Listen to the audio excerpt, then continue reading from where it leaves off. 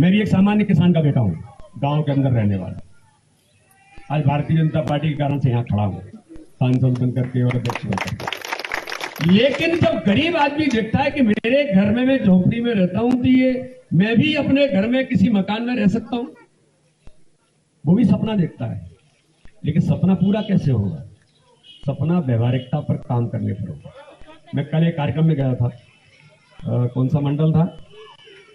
पंचशील मंडल के अंदर ये जो अन्न वितरण योजना के उस अभियान में गया था। मैंने देखा कि बहुत बड़ी मल्टी बन रही है। तो मैंने पूछा कि भाई ये मल्टी कोई बिल्डर बना रहा है? मैंने कहा बिल्डर नहीं, ये तो प्रधानमंत्री आवास बन रहे हैं। अब हम बड़ी अट्टालिकाओं में रह सकते हैं, बड़े आदमी हैं, लेकिन झोपड़ी में रहने वाला व्यक्ति भी किसी अपने मकान के सपने में रह सकता है। ये सपना पूरा करने का काम जो बाबा साहब कहते थे, वो माननीय प्रधानमंत्री ने प्रधानमंत्री आवास योजना ही इसलिए शुरू की। हर गरीब को अपना मकान में रहने का अधिकार है। मैं पूछना चाहता हूं, प्रधानमंत्री आयुष्मान भारत का माननीय प्रधानमंत्री ने नारा दिया। हम सब लोगों से पूछते हैं, तुम्हारे संसदीय क्षेत्र में आयुष्मान कार्ड बने क्या? आयुष्मान कार्ड बने तो लोग उपयोग कर रहे हैं क्या? और आयुष्मान कार्ड अगर उपयोग कर रहे हैं तो उसमें कोई परेशानी तो नहीं हो रही? 3 प्रकार की बातें प्रधानमंत्री हमें पूछते हैं। क्यों? हर गरीब जिसके मन के अंदर अगर कोई बीमार हो जाए, मैं कहता हूं कि जब मैं खुद का उदाहरण देता हूं, अगर 1-2 लाख रुपए एकदम मुझे जरूरत लग जाए मेरे परिवार को, कि कोई बीमार हो गया है और उसको डॉक्टर ने कह दिया ऑपरेशन होगा, 1 लाख रुपए जमा करो, मैं नहीं समझता कोई गरीब ऐसा होगा कि जो 1 लाख एकदम अपने घर से दे देगा। नहीं दे सकता। लेकिन आजादी के 75 साल पूरे हो रहे हैं, किसी ने इस बात की चिंता इस देश के अंदर नहीं की। भाषण देने तो बहुत लोग आ सकते हैं, मैं भी भाषण दे के जा सकता हूं, लेकिन वो जो गरीब जिसको अपने बेटे बेटी परिवार के व्यक्ति को जरूरत है कि मैं बीमार हो गया, अगर इतना पैसा आज के समय में जरूरत है तो कहां से लाएगा? ये चिंता भी इस देश के अंदर आजादी के 75 सालों में किसी ने नहीं की।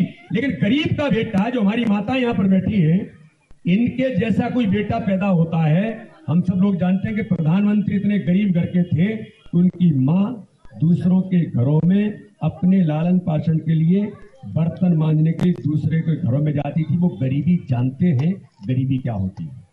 और इसलिए माननीय प्रधानमंत्री ने कहा, कोई गरीब अगर उसको स्वास्थ्य की सुविधा के लिए जरूरत है और 1-2 लाख रुपए की जरूरत है, तो वो किसी साहूकार के पास नहीं जाएगा, उसकी जेब में 5 लाख रुपए का आयुष्मान कार्ड होगा, जो कहीं भी जाकर के इलाज करा सकता है। ये जीवन बदलने का अभियान है।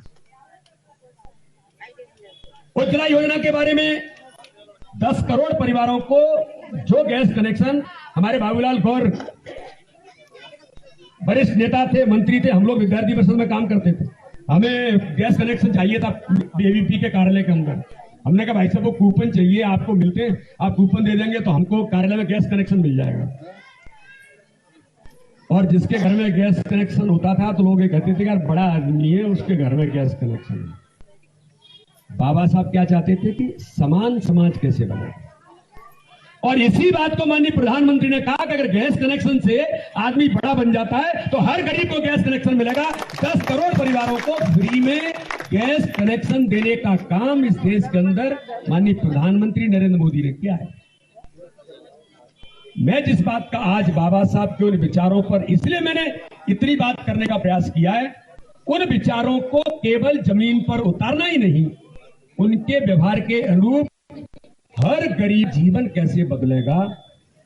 इसलिए 2.5 साल से लगातार माननीय प्रधानमंत्री ने ये तय किया कि कोविड के संकट में जो लोग रोज की अपनी रोजी रोटी कमाते थे, अगर वो बंद हो गई तो वो कहां जाएंगे।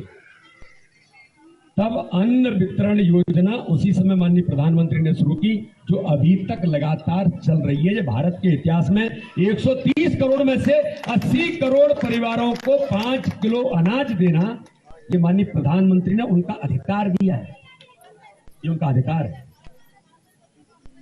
तो इसलिए गरीबों का जीवन कैसे बदला जा सकता है, उनका जीवन स्तर ऊंचा कैसे उठाया जा सकता है। मैंने कहा कोई भी हो सकता है, किसी भी समाज का व्यक्ति गरीब हो सकता है, लेकिन गरीब का जीवन बदले, उनका जीवन स्तर ऊंचा उठे, जिसका प्रयास बाबा साहब ने स्वयं के जीवन के अंदर किया, इतने कठिन दौर से जाकर आज भारत नहीं दुनिया के सर्वोच्च नेता बनकर के आज दुनिया को दिशा देने का काम कर रहे हैं। ऐसे श्रद्धेय बाबा साहब के जन्म जयंती के अवसर पर मैं आप सब लोगों को बधाई और शुभकामनाएं देता हूं। और हमारा प्रयास है कि भारतीय जनता पार्टी का एक एक कार्यकर्ता प्रत्येक बूथ पर बाबा साहब के विचारों पर व्यवहारिक काम करे, केवल हवा में या केवल भाषण देने के लिए नहीं, अपने जीवन के अंदर उन चीजों को कैसे उतार सकता है जो बाबा साहब चाहते थे।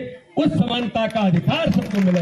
आज हम लोग इस दिशा में सब लोग मिलकर के प्रयास कर रहे हैं। इसी आशा और विश्वास के साथ मैं आप सब लोगों को पुनः एक बार बधाई और शुभकामनाएं देता हूं। बहुत बहुत धन्यवाद। जय हिंद, जय भारत। बाबा साहब अम्बेडकर अमर रहे। बाबा साहब अम्बेडकर अमर रहे। बहुत बहुत धन्यवाद।